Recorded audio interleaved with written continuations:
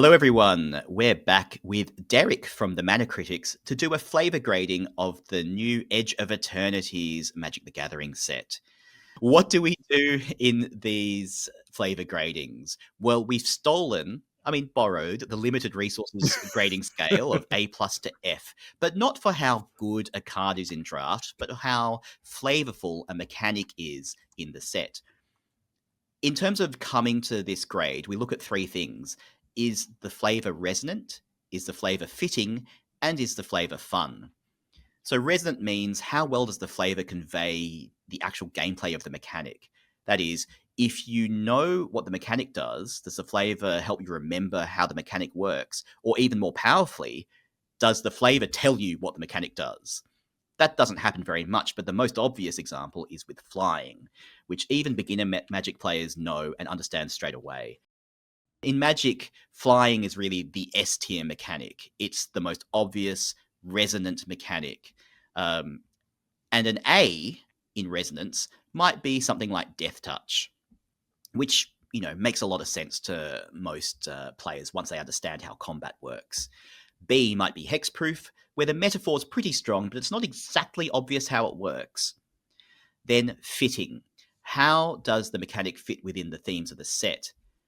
And so probably the most fitting mechanic that we've had in recent times is the saga creatures from Final Fantasy.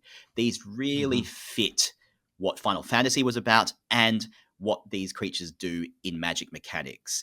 They're not S tier because they don't really explain what they do in and of themselves, but they're pretty much A+ mechanics. I think we gave them A's in our flavour review. And finally, we have a catch-all for, is the mechanic fun? That's really for taste, for subjective views, and some mechanics are fun, but they're not particularly flavorful. So, Edge of Eternities, obviously a space set. It's got a really good story, which Derek and I have both enjoyed greatly. In sum, it's kind of like if Star Trek and Dune had a Magic the Gathering baby. There's the Pinnacle, who are kind of the Federation in this set, the Star Trek Federation. They control, broadly, faster than light travel, which is something like planeswalking, but not exactly. They call it weft walking, but they do it on on a large, huge spaceship kind of scale, and they control the way that you do that. But they've learned that from a mysterious and ancient civilization called the Drix, who are kind of the closest you get to actual wizards in this set. But wizards and magic don't exactly exist. I mean, it can be used, but no one in the setting actually knows about magic. It's like an unknown force that they will have to discover. But at the same time, you have these major polar forces of light and dark. You have the Summists, who are the white faction, and they're essentially a religion that believes in producing more light, more fire, more suns, because suns bring life and life is good. And then you have the Monoists, who are black, and they are about destroying everything and bringing the world to a perfect stasis of a giant interconnected, quantum-connected supervoid, because they believe that at the end of all time, that is essentially where perfection for existence lives. And so that's quite dark. It's not exactly good and evil. They both have, I suppose, a noble view. Of course, this is a flavor podcast. We don't really necessarily get into lore, but the lore is interesting and it does infect or infuse a lot of what the flavor is trying to get at, which we'll get to in due course. Do you have any thoughts, Derek? I'm so impressed by the creation and the fleshing out of these two religions in the stories. Partly they just speak to my personality in that I have, of all the existential crises one could have, the one that gets to me is freaking out about the heat death of the universe. And these two religions have both said, hey, that bugs us too, and we have built something around it. The Monoists in very much an accepting it and like, yeah, that's what's happening. Let's get there. And then the Summists in sort of saying, yeah, it's going to happen, but we're going to do everything we possibly can. You cited them saying, their literal purpose is prolong the life of suns, have as much light in the universe as there can be. But very obviously, from the next step in the way it's presented is, and therefore more beings will exist, will have experiences. That's good. That's the sum. It all adds up in that way. And so I am compelled by both of these narratives, these interpretations of how to grapple with the death of the universe.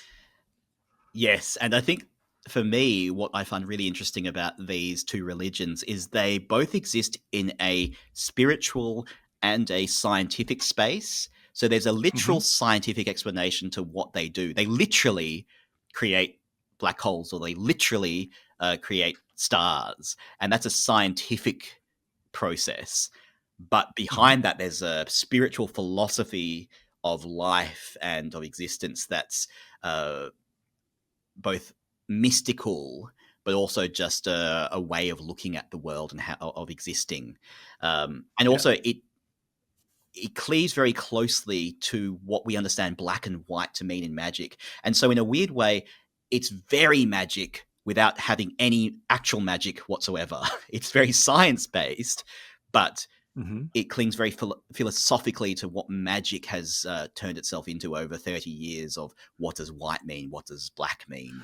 I absolutely see what you mean with the summists and white, but how do you... Black's primary trait in my mind is ambition, and I don't really see that with the monoists. I see fatalism. Yes, it's funny, they do talk about in the stories how they are they allow all their followers to do what they want. And so if what you want to do is that's true, is not do this, then that's fine. But the point is that they are trying to come to their own perfection, I suppose, and they'll do that at any cost. It's that kind of ambition. It's not exactly achieving power, I suppose, but it's trying to achieve the end state for yourself. So yes, it is different, I suppose, to pure ambition at all costs, power at all costs, but they are trying to achieve their goal at all costs. At the same time, so do the white faction. Yeah. But they frame it as, no, but this is for everyone's good. Which is, when we see white being evil in Magic, that is the way they do it. Yes. This was probably the best Magic the Gathering story we'd had in a very, very long time. And the world building is amazing to boot. And it's great that Magic has had the time to do this. And I think they couldn't have been successful with a space set unless they had done the work behind it that this world building has clearly done. Yeah. So let's move to the mechanics. There are 4 main mechanics, and we'll start with the most spacey of all, which is Spacecraft. Spacecraft are artifacts that look a bit like vehicles, but they're not. They are their own artifact type, and they have what they call station on them. And station will come with a number, and what you need to do to build counters on your spacecraft to get to the station number is to tap creatures with power, and you get that power worth of station counters on the spacecraft. And then when you hit the number that's required on the spacecraft, you will get an effect.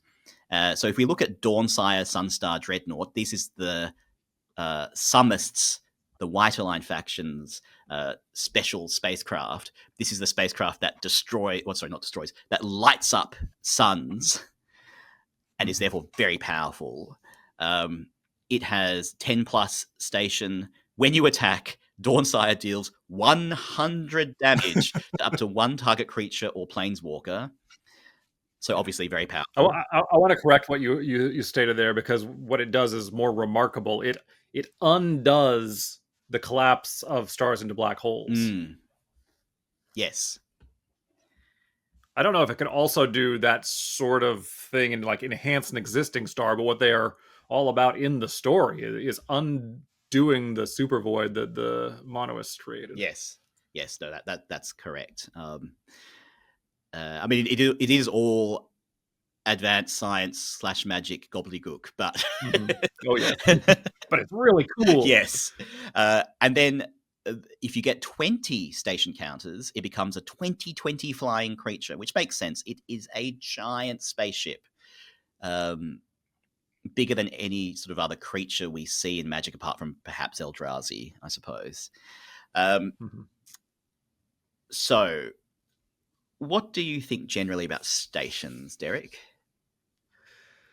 I like the overall sense of the thing, but when you get into all of the particulars, it feels like they just wanted to do vehicles but try and fix it, because at least within the limited world, vehicles are viewed in a fairly poor light, in that they don't end up balancing very well in the game.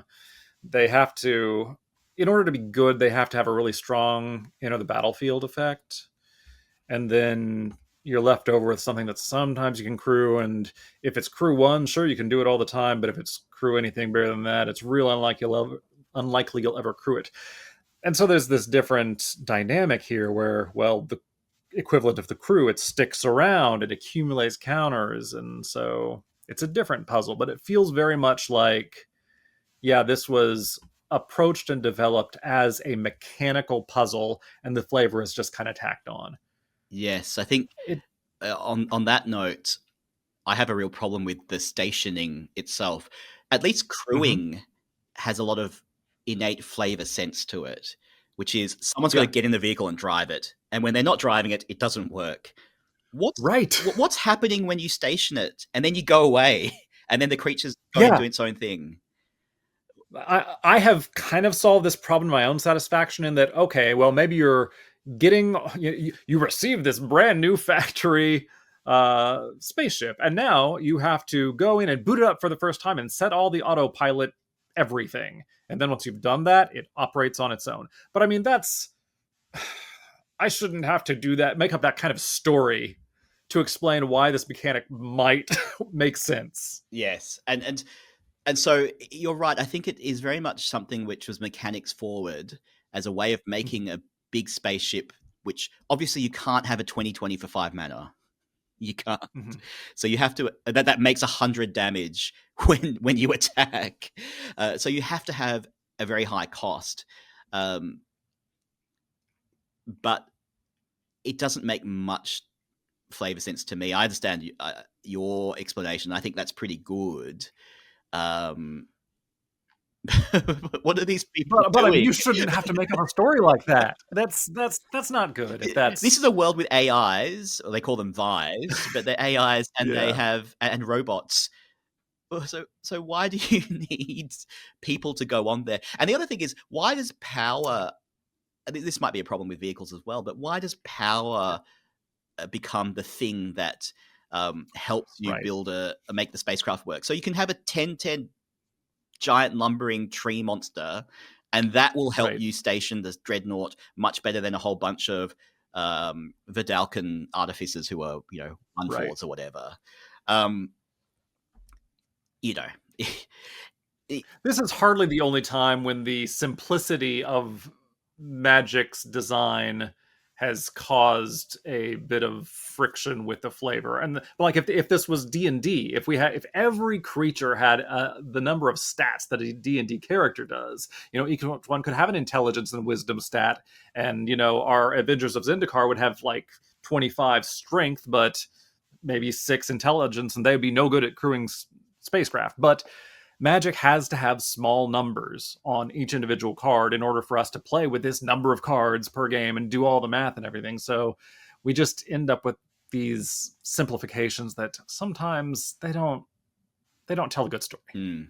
We'll just look at another couple of cards. So if we go to Infinite Guideline Station, Mm-hmm. this is the pinnacle, so the Federation's station that helps spaceship go and do that weft walking faster than light travel. Yeah. And it's because it's the federation of stars or of planets or what have you. It's multicolor, so that's kind of neat. It creates a 2/2 colorless robot artifact creature for each multicolored permanent you control. So the more beings in your alliance, the more robots you get. So that shows the power of friendship, a bit of federation, I suppose. The station cost is 12 plus, and you get a 7/15 flyer that when it attacks, you draw a card for each multicolored permanent you control. So again, showing us that pinnacle federation flavor. There's not much more to say apart from that, but it's another example of the spacecraft. One of the things is they're huge creatures, but if you think about what they are in story compared to like a 1/1 goblin or even a 4/4 ogre or something like that on a planet, these things exist off the planet and they're huge, and if they have laser weapons, they'd probably destroy the planet really easily, particularly the Dawnsire, which can light up suns. Right. But you see that it does 100 damage, but really it would just destroy the planet. It wouldn't just do 100 damage to one player or one creature. It would destroy a whole planet. And obviously that's a big flashy effect for the sake of shock and awe. But again, the scaling is a bit difficult to contend with. And we know that in Magic, the powers and toughness are not linear, and you have that issue with, 15 squirrels or 1 Eldrazi. But this, I think, because of the number of spacecraft that there are out there and the different scales at which the game is operating, one like in space and then just creatures on the land, by having them side by side, it is a bit of a dissonance, which I think is hard to. For me, it takes you out of it a bit. Yeah. Oh, absolutely. Like 4 craw worms could kill the legendary Dawnsire. Even a crawl worm couldn't get off planets, so what's it going to do? It's like flying seems like, in some sense, seems intuitive, but when you're not even flying in the same sky, flying seems to be the wrong description of what it can do. Yeah. I mean, like you said, this is a problem that's existed for a long time. I feel like in alpha, they had spent a lot of time and effort to get the scaling to be somewhat reasonable, even if it's not a linear scale. At least, the things that were 3/3s look considerably bigger than the 1/1s, and the 5/5s were like sheep and dragon. But pretty quickly after that, just the number of things represented in Magic, and most of them being within, the powers and toughness is by and large or 5 and under. It quickly lost the ability for those unique power toughness combinations to say that much in a narrative way. And here it's the same problem, but it is really ramped up to another order of magnitude. So what sort of grade do you have for this, Derek? So the recurring theme, foreshadowing, is that my fun rating on all of these is going to bump everything up a bit. But I mean, I'd be starting in the D range, honestly, but I think I'd bump it up to like a C because it's fun. Yeah. It's all really cool. It's pretty fun in draft when you get to actually station your big spacecraft and it just whacks for 7 or 10 or whatever. Because it's a lot of work to do. So there's a satisfaction in that. Yeah. And it's flavorful in the sense of, big spacecraft, big damage, big flying thing. The stationing is a problem and the scaling is an issue as well. So I'm with you at a C for these, maybe C+. But I think you helped justify it just a bit there in a way I hadn't thought of, that you, through the gameplay of having to invest the extra time and the extra time game actions in crewing it does make them feel more, they just feel bigger. Yeah, you have to do a lot to get there, but when you get there, there's a reasonable payoff. I'd almost go C+ just because it is pretty fun. I've already given it my bump up from D to C, so I'm going to stop there. We'll go with C then. There's another one that's connected to these, which is planets. There's only 5 planets in the set. But they are stations as well, but they're lands. So we have 5 of them, and 2 of them in particular evoke very famous lands from Magic. That's Avendo Waking Haven and Uthros Titanic God Core. Didn't we just have a creature called Uthros or something like that in Final Fantasy? Anyway, Ultros, the god, the octopus. yeah. Good times. But Avendo and Uthros, when you station them for 12, you turn Avendo into Gaia's Cradle, and you turn Uthros into Tolarian Academy, 2 of the most broken lands ever made. Now here, you have to put 12 power into them at sorcery speed to make them those lands. But I still imagine they're pretty good, particularly in Commander, and in the right Commander deck, these things will just go off. But you also have Adagia, Kavaron, and Susa Secundi. They look fantastic. That's the first thing. Yeah, they do. They look really cool. But I think for lands in particular, the scaling issue is almost worse than with spaceships, because we're used to lands being a vista of land you could see. You could stand on a hill and look at and say, oh, there's a plains, there's an island, there's a mountain. This is an entire planet, and you only get 1 land's worth of land out of it, which seems a bit just skew with from my point of view. The only saving grace there is they're not legendary. So perhaps the answer is that you have a bunch of them. I mean, you can have a bunch of copies of that land, and each one just represents a bit of that planet. Again, I'm having to come up with my own narrative as to why this isn't a complete flavor failure. So even if I can justify it to myself, that's not great. Yeah. But I agree with you fundamentally. And then what is the stationing doing here? We've already had our sort of headcanon for the spaceships, but it's a planet. What are they doing? What are the tree folk on the planet doing to station the planet to 12 plus station counters? Yeah, I don't know. This is clearly once again mechanics forward. Yes. Yep. Mechanics forward, which is somewhat flavorful, and they look cool, and I understand the idea, but it kind of breaks the general structure of Magic in a way that's a bit unpleasant to think about. Yeah. So what would you give these ones, Derek? These come down to a D because of what you just said. It's basically all the same problems, but more. Yeah. And there's no reason for them to be stations in this way. They could have just done something else to get to the 12 plus. All right. The next one is Lander tokens. So let's look at Galactic Wayfarer.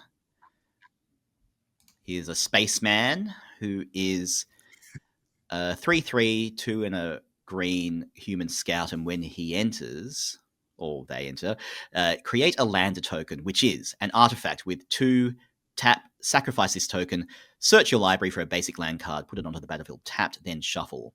So this is a new addition to the artifact token cycle that we've had many of in recent years, and it's a rampant growth in a token.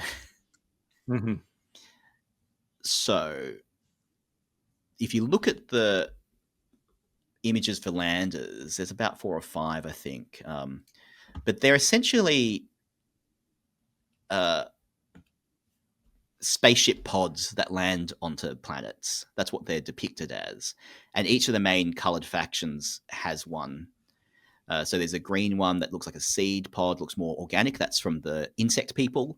There's a more industrial lander with legs, which is from the Carvu variants here in Edge of Eternities. There's the Monoest one, which is quite baroque. It looks like it's wearing robes, and then the sort of octopusy looking one, which is the blue faction, and then the sort of star looking one, which is the Summist white faction lander. But these things create a new land, and I think the flavor's pretty straightforward on these, and pretty understandable. These pods find new lands, and you get a new land. Yeah. It's a good. It's kind of ironic that they have these in this set, which are really reinforcing the core metaphor of Magic flowing from lands, where they've taken also included the planets, which are so at odds with that. And it's, in this set, I think these are pretty flavorful, and it's a good way of getting a land searching token. We've had life, we've had cards, we've had +1/+1 counters. Maps are kind of in between lands and +1/+1 counters. This one searches up lands directly, and the flavor's pretty strong. It might suffer in future from the fact that it doesn't make any sense in any other set. Yep. I mean, it does have the word land in it, so you might be able to say it's a thing called a lander which finds land. finds land. It's like a little dinghy that comes from your ship. Yes. On Ixalan or something. Yeah. Like a like cartographer's hawk sort of thing. Yeah. But in this set, I think they're pretty good. I'd give it a C+ or a B. It's not particularly fun, but the flavor's pretty straightforward and pretty strong. Oh, I think it's so much fun, but that's because this is just the thing I love to do. I love to ramp. I love to play green and Commander, but it's not a flavor fun, if you know what I mean. That's like a gameplay fun. So I think I'm in the B space myself. It's certainly not obvious what it does mechanically. If you just tell me, by the way, there's going to be lander tokens, what do you think they do? I would not have guessed that. But it certainly makes sense once it's explained. So that puts it in B territory, I think, anyway. Yeah. From the grokkability sense. Yeah, I'm happy with that. Yeah. I recently reread, actually, this one I read for the first time, The Gathering Dark, which is Jeff Grubb's novel that followed the Brothers' War. And it has this real explicit description of, magicians in that era of the game, in the setting of the Dark prior to Ice Age, realizing how very directly different types of mana flowed from different lands. And so in the first 5-10 years of the game, it feels like they really reinforced that metaphor through the fiction, through the world building. And they've really strayed from that quite a bit in recent years. But these landers, perfect for that. They just, you use this to find new lands. And then once you know about them, you can get mana from them. Great. And it's interesting because in the story, there's reasons for all the factions to be finding new lands. The Summists want to find new places of life and want to expand the sum. They always want to be increasing the amount of life there is in the universe. The Monoists want to find more areas they can turn into quantum entangled supervoids. So that's fairly obvious what the two of those factions want to do. The Carve are on a dying planet, that burning up red planet we saw before, Kavaron, and they're trying to find a new homeland. The Eumidians, the insect people, are just trying to populate. That's their job. They just want to keep populating, finding new places, drop some seeds, and then populate those planets and keep evolving and what have you. They're like a friendly version of Tyranids from Warhammer 40k, if you know that set, that property. And then the who's left? The Blues are a bit different. They are thinkers. They're the what are they called? The squid people, the jellyfish people. Yeah, the Uthros. Uthros is their planet, right? But what is I don't recall their name. The Ilvoi. So the Ilvoi are tinkerers and artificers and scientists. So they're just trying to find more things to explore and to investigate. But all of them are involved in expanding and finding new things. In a way that's much more interesting than, say, what happened in OTJ. This westward expansion for no particular purpose. Here, it's very tied to their color philosophies and then also to their cultures, I suppose. Turning to that, I just wanted to look at one more lander creature, which is the Sunstar Expansionist. And that's the white lander generator. It's a human knight from the the Summist faith. And when this creature enters, it if an opponent controls more lands than you, so classic white, mana Mm-hmm. fixing or mana ramp, which is a catch-up ramp, then you can get Yeah. a lander token. And this fellow gets +1/+0 when a land enters. So he gets power, he gets empowered when he finds more lands. He expands the sum, as they call it in their faith. He expands their world of operations and expands the ability for life. And so that's neat because the land findingness is very connected in a story way to what White's about in the set and in the story. We can look at just one more, which is the Carved Landseeker, which is the red version of this. And here's one of the Carvu. They're now bipedal rather than being on 4 or 6 feet as Carvu in Dominaria. And this Carve, when he enters, there's a lander created, and the sort of red drawback on the creation of the lander is you have to use it pretty quickly. Which is fitting for what the Carve are, is their planet is destroying itself, and they're desperately trying to find another bit of land to have their civilization exist on, and things are running out. Their time is running out for them to exist, and so that's kind of fitting with the story. So it's interesting that it's the same mechanic, this lander token mechanic, but they're actually able to fit it quite neatly to the story imperatives of the factions in the set. And it fits the color pie of the factions in the set. Yeah, those are great examples. They're great. The black one is not as flavorful, but it does have the name Zern Miffles on it, and I thought that was great. Which one is that? It's just fun to say. It's the Beamsaw Prospector, and its flavor text is, the Cobb had learned their lesson about mining too deep. Zern Miffles had not. I've just been saying that name over and over. That's very much a Hitchhiker's Guide kind of name, isn't it? Yes, exactly. I suppose the flavor here is black will do anything, and we'll have to kill a few people to get our way. They are a death cult. That is what they are. And in this case, it's because they believe there is a blessed afterlife waiting for them after they fall into supervoid. But that's why the entire group is ostensibly motivated to fall into supervoids. All right. So what would... we've already given landers B, so we can move on from that. But pretty good mechanic, and I think very fitting in the story, very fitting in the set.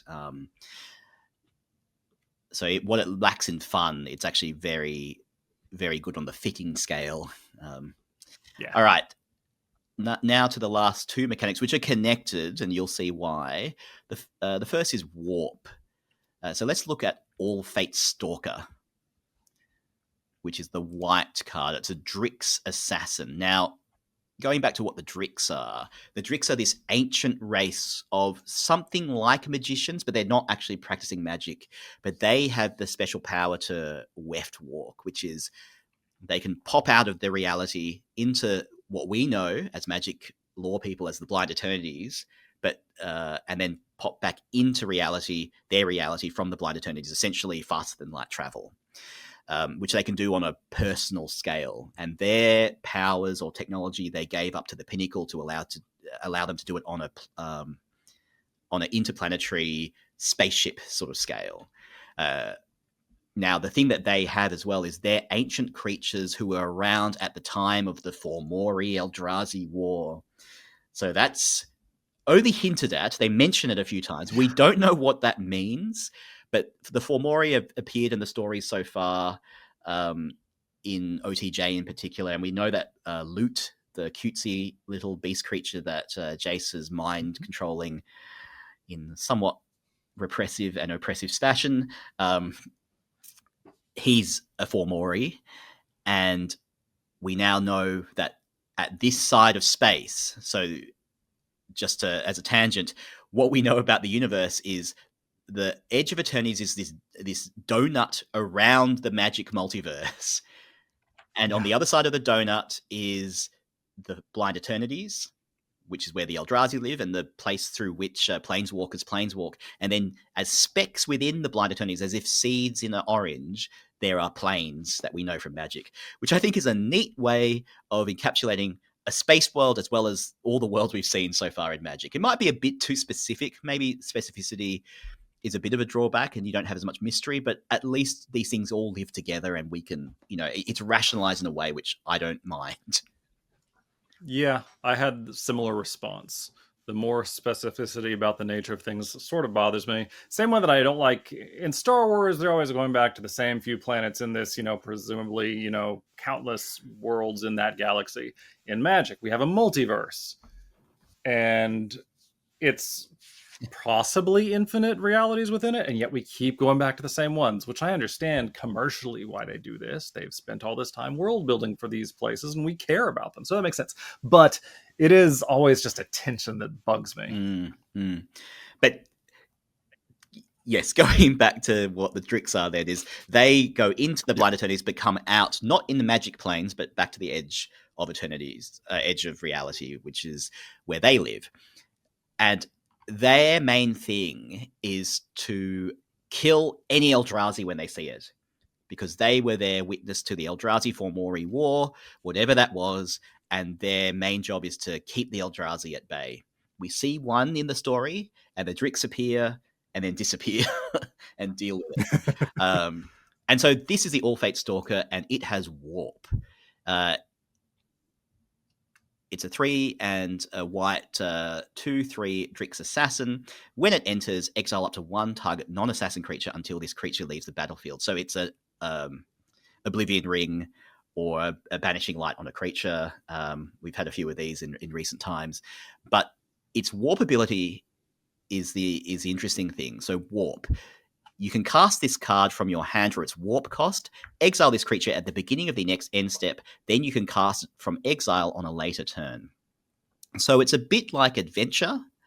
You can cast it for less for the Warp cost, and then it comes into play, does a thing, then disappears, and then goes into exile, and you can cast it from exile. Except unlike Adventure, it's not two different cards per se, it's one card that you can cast twice. The interesting thing about this card in particular, from a mechanics point of view, is that ETB effect does quite different things depending on whether it's warped to depending on whether it's in for good. Because if it's warped, it essentially blinks the creature, so you can use it on your own creatures to blink them.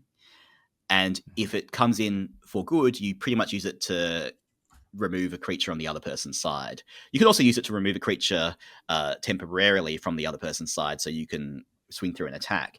But what that means is the modality of the card's quite interesting. And then flavorfully, that's quite interesting because these Drix do come in and out of existence. They pop in, do a thing, and then disappear. So for this creature, Warp is pretty cool because it fits very much what these creatures do. And then the assassinate part is it just disappears something. They have this power to just disappear a problem or save someone, disappear them and then bring them back afterwards. Like they can save them, snatch them from the jaws of death and then bring them back as necessary. So for this creature, I like Warp, but does Warp tell you what it does from the words, from the flavor of it? No, I was thinking, I started from the premise of what do I think about when I hear warp in conjunction with sci-fi? And it's always warp drives and warp fields. It's traveling vast distances. It's the technology that allows you to do that. And that is what it is, presumably here, according to the mechanics article. And they reference traveling vast distances. But what this mechanic is does not represent that in much of a way to me. No. Well, they say, therefore they can get there faster.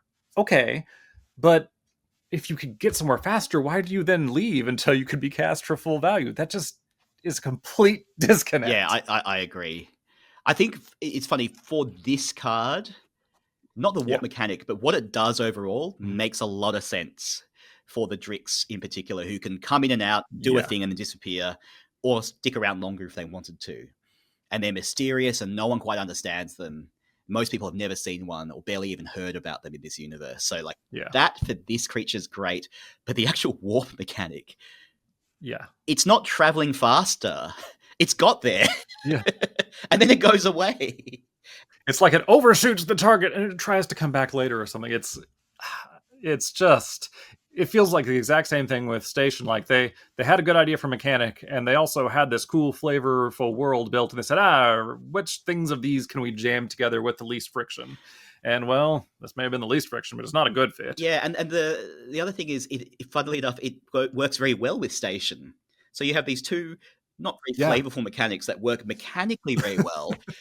So you can warp in your all-fake Stalker, and although it's not going to be able to attack because it doesn't have haste, you can station your spacecraft with it. But again, what's it doing on the station? Yeah. And then warps away. We'll look at another warp creature. Let's have a look at Pinnacle Emissary. Robot? Yes, a robot from the Pinnacle. So from the Federation of Stars or Planets stand-in. This one warps in for Is it hybrid mana, and it allows you as the player to create more little drones when you cast an artifact spell. And so game-wise, it's one of those things where you can cast it for a low mana cost and then just go off and make a whole bunch of little dudes. But what is it doing? Why does it warp in to do this and then disappear? And then, I mean, you kind of see it doing the warping in the art, but then it goes away and it comes back for good. Like, again, it's more like Omen would be a better term for it, but we've already talked about Omen in but Omen is kind of too fantasy based. Foretell as well would be something where this kind of fits better as a That is absolutely right. I have been conceiving of these as modified versions of Adventure, but those are both if those words had not been reserved for other purposes already, they would have been much better explanations of what's happening here. But in a space sci-fi set, what would the prognosticate? I don't know. We do see in the story that they have mathematical models for predicting the future, but they're not given a name that's, clean and easy to use. If anyone's read Foundation, it's a bit like that, where there's sort of a mathematical formula for working out the grand movements of the universe at large, and that's what the sums essentially do. That's part of the sum, is it's literally a mathematical formula for working out what to do. And so if that were the word, whatever that is, I could see that. You're getting a glimpse into the future, and in fact, there's a lot of timey-wimey future, multiple presents, multiple past shenanigans that happen in the story. And I must say, done very well for what could be completely crazy and convoluted. And so there's room for that in the world building, but this warp thing is not it. Yeah. And if you're designing a mechanic to embody what it means to travel via warp, it should be something you can do repeatedly. Which I understand mechanically they didn't want to do that balance-wise. Fine, but that is another strike against it in this regard. Yeah, and it's almost the fact that you get it back that's a problem. If it warped in and then disappeared, so you had a choice. You either cast it hard cast it, or cast it for less. Then you can understand, okay, they've warped in, and then for some reason they have to disappear. Particularly if the story required having warped, you can't be around for too long. Like, you're too tired from having done it, so you have to rest or something. At least there's a lore flavor reason why that your warping is temporary. But for that to connect then to a hard cast you can cast from exile, it just doesn't make flavor sense. When Magic first released, the creature cards didn't say creature dash; they said summon thing, and really, that feels like what warp is. Warp is just the sci-fi word for summon. It should just be what you call casting things in this game if it's going to be a sci-fi game. But we're dancing around it. You want to give these letter grades? Yeah. It's not even fun, I think. Compared to Spaceship, which, at least there's a fun element to it. I got this giant flying, destroying spaceship. It's a D. I guess. Yep, that's what I was thinking. I mean, it's not as weird and absolutely nonsensical as Cipher, Yeah. which is my go-to for an F mechanic, which just what? It's incomprehensible. The name doesn't connect to what it does in any way. But this, I mean, this is flavorful in the sense of it evokes the setting. Yes. So not an F, but and not a bad mechanic mechanically, but flavor-wise, no, this is not it. Yeah, it's a very interesting mechanic mechanically, and as we see with the Drix assassin beforehand, the All Fate Stalker, the weirdness of warp with an ETB that doesn't change, Mhm. but it changes completely how you use the card is so interesting. The fact that that play pattern can be changed so much by the fact this thing disappears on end step Yeah. is fascinating to me.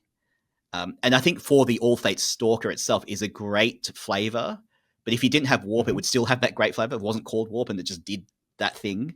Yeah. So that doesn't add to warp, I think, but it certainly is an interesting mechanic and a good one. I think, particularly in limited, there's a lot of play to it. Now, Yeah. the sister mechanic to warp in some ways is void. So let's look at tragic trajectory. This is a black kill spell. 1 black, yes, for a sorcery. Target creature gets -2, -2 until end of turn. Void. That creature gets -10 until end of turn. If a non-land permanent left the battlefield this turn, or a spell was warped this turn. So, obviously, this is a reference to Tragic Slip, and Void itself is a riff off Tragic Slip's special text, which is Morbid, which is if a creature dies this turn, you get a higher effect, a better effect. You get -13 because it's Innistrad, and everything bad comes in 13s in Innistrad. Just because of when I started drafting, right before Kaladesh, I was thinking of it as a variant on Revolt, which is pretty similar, and Fatal Push. But it's same idea. It's definitely a riff on something we've seen before. Yes. So, as a mechanic, it's fine. We know what it does. It increases the power of certain cards. What is actually happening? Now, there's two things. The word void is flavorful in the story, and in two ways. One, because it's the vastness of space, so void is a cool word for describing something going on in the space setting. And in the story, the voids are critical and crucial for the monoist faith. So they gain power from the void. And so that's a nice, flavorful lore connection to the mechanic. But what does void require? It requires that a non-land permanent left the battlefield or a spell was warped this turn. The monoists are about, they're an entropic death cult, so they like things being destroyed. So I kind of understand a non-land permanent leaving the battlefield powering the void. Why does warp power void? Warp, if anything, adds more life to a space, and then the thing goes away. And so it's the going away thing, but it's confusing the flavor of what warp is supposed to mean in the first place. Yeah, and the thing is, I know mechanically they tried to have the thing going away be the warp connection to void, but it was too hard to balance properly because a lot of these void effects, not here on Tragic Trajectory, but a lot of the void effects happen on end step, and warp out happens on end step also. So it works out so you could never actually trigger the end of turn effects on void with a warping out creature. And so they care about the spell being cast as a warp spell, which then just kills the flavor. Yes.